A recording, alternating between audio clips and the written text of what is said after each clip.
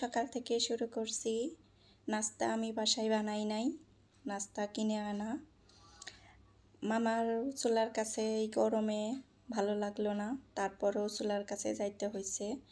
আমাদের আর কি চুলার কাছে যে পরিমাণ গরম, কাউকে বসিয়ে দিলে তারা সিদ্ধ হয়ে যাবে, এই ভয়ে আমরা কাউকে বসিয়ে দিই না, নিজেরাই সিদ্ধ হই। কেমন আছো সবাই? এই তো আলহামদুলিল্লাহ আমি ভালো আছি। এই তো নাস্তা টাস্তা করার শেষে যে প্লেটগুলা জমা হয়েছে ওগুলা একটু ধুয়ে রেখে দিতেছি। আর তারপরে যাব হচ্ছে হালকা পাতলা রান্না করব, বেশি রান্না করব না। গরমের সময় বেশি সময় চুলার কাছে বসে থাকতেও খারাপ লাগে। এই তো দেখো যা যা রান্না করব সব কিছু আর কি বের করে নিয়ে আইছি রান্না করার জন্যে চুলার কাছে। আর সবাই এত গরমে কিভাবে চুলার কাছে বসে থাকো, রান্না করো, সবাই জানেই তো কমেন্টের মাধ্যমে কার কেমন লাগে। আর আমি তো সকালবেলা তাড়াহুড়া করে রান্না করে নেই যে দুপুর হলে আরও গরমটা বেড়ে যায় আর কি। সবাই একটু তাড়াহুড়া করে এই গরমে রান্না করে নেবা। সকালবেলা উঠেই রান্না করে নিলে সারা দিনের জন্য আর রান্না করার ঝামেলা থাকে না। আর শুধু টুকটাক কাজ করলেও চলে, ফ্যানের নিচ থেকে মানে অন্য জায়গায় যাওয়াই যায় না। এই তো সকালবেলায় সব কিছু গুছগাছ করে নিয়ে তো রান্নাবান্না শেষ করে গোসল করে ফ্যানের নিচে যে বসে থাকবো, আর নড়াচড়া করব না, সারাদিন শুয়ে বসে থাকবো। এইরকম করা কি আমাদের সাজে না। আমরা কিন্তু বসে থাকতে পারি না, তারপরেও বসে থাকতে পারি না, যত তাড়াহুড়াই করি না কেন। এই তো চুলার কাছে আমাদের সব সময়কার কাজ, চুলার কাছে আসতেই হবে। এই তো চা বানাও, এই নাস্তা বানাও, এই এটা সেটা আছে। এই তো এখন এই যে নাস্তা করার পরে একটু চা বসিয়ে দিছি। এখন যাব হচ্ছে এই যে মেয়েটা আসছিল যে কাজ করার জন্যে, তাকে দিয়ে আমি রান্না করার জন্যে যে কাটাকাটি তরকারিটা কাটিয়ে রাখছি, এখন চলে গেল। চলে যাওয়ার সাথে সাথেই আমি রান্নাটা বসিয়ে দিছি।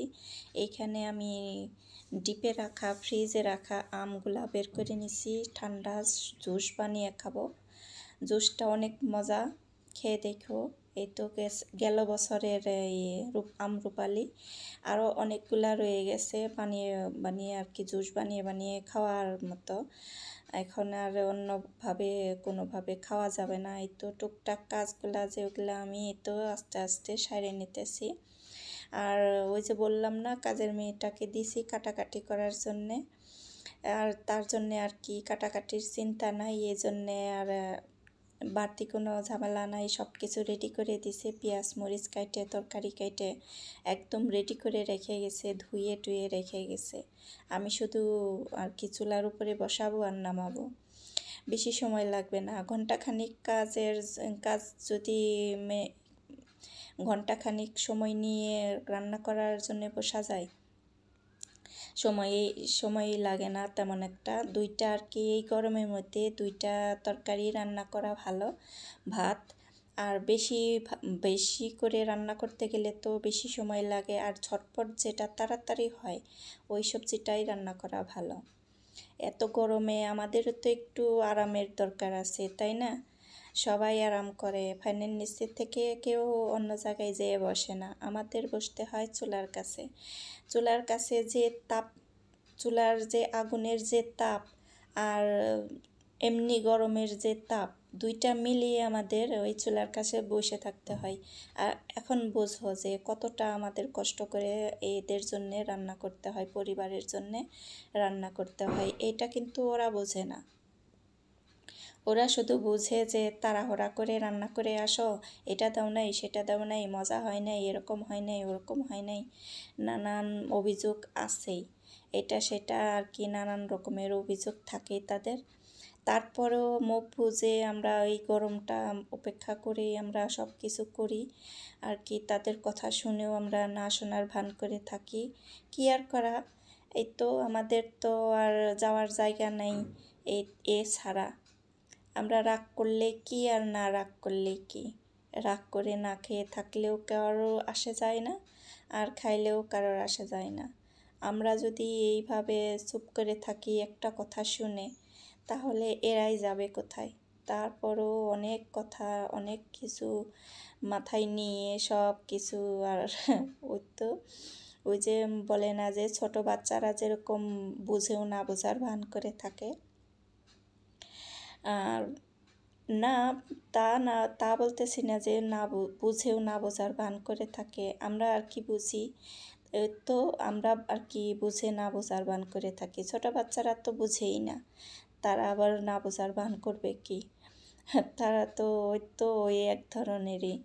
সেই রকম আর কি আমরা ওই তো যতটাই অপমান মানে নিজের মধ্যে নেব ততটাই খারাপ লাগবে।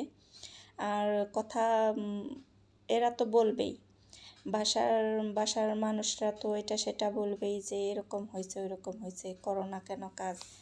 তাদের তো আর গরম লাগে না, তারা তো ফ্যানের নিচে থেকে অন্য জায়গায় যে বসে না, এ তো বুঝে না যে গরমটা কতটা যন্ত্রণা আর কাজগুলা কত কষ্টের। বলে যে শুধু রান্নাই করো, আর এই রান্না করা নিয়ে এত কিছু, তা না। আমাদের শুধু রান্না করাই কি, রান্নাটাই তো আমাদের মেন। রান্না করা ছাড়া কি আর অন্য কোনো কাজ আছে?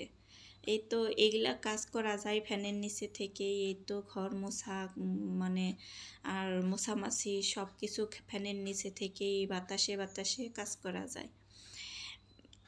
আমি অনেক কিছু দেখি, অনেক কিছু আর কি বোঝার চেষ্টা করি যে মানুষ এইভাবে এত কাজ করে কিভাবে, এত গরমে এত কষ্ট করে এত কাজ করে কিভাবে। ওই সব সময় দেখতেছি যে ইউটিউবে কাজ করে দেখতেছি যে সবাই অনেক কাজ করে, সারাক্ষণই কাজ নিয়েই ব্যস্ত থাকে। আমি তো টুকটাক কাজ করে দেখি যে এই কাজগুলাই অনেক টাইম লেগে যায় করতে। আর ভিডিওটা ভিডিওটা করতে গেলে সময় লাগে বেশি। ভিডিও অন করো, জায়গা মতো সেট করো, তারপরে আর কি কেমন হইলো, জায়গা মতো পড়লো নাকি সব কিছু চেক করে তারপরে ভিডিওটা করতে হয়।